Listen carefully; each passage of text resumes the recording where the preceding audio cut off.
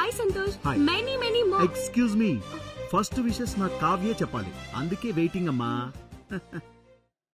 అరే కావ్య ఫోన్ చేసింది. హలో కావ్య చెప్పు.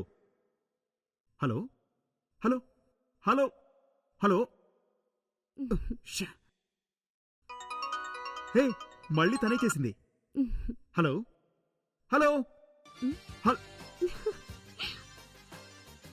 ఏంట్రా ఫోన్ కొత్తగా ఉంది?